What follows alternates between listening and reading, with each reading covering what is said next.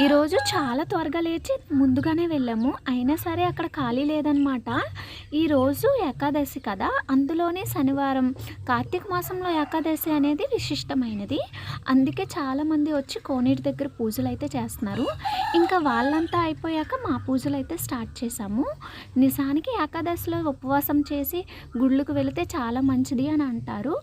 రోజులాగే ముగ్గు వేసి పసుపు కుంకుమతో పూజ చేసి జిల్లేడాకు మీద దీపం పెట్టి ఇంకా ధూపదీప నైవేద్యాలు పెట్టేసి అరటి పువ్వులో డొప్పలో అయితే దీపాన్ని పెట్టేసి కోనీటిలో అయితే వదిలేసాము. ఇంకా ఈరోజు ఏకాదశి కావడంతో ఊర్లో ఉన్న చాలామంది ఆడవాళ్ళు అయితే వచ్చారు. సో ఇదంతా అయిపోయిన తర్వాత తులసమ్మ దగ్గర కూడా పూజలు అయితే చేసేసాము.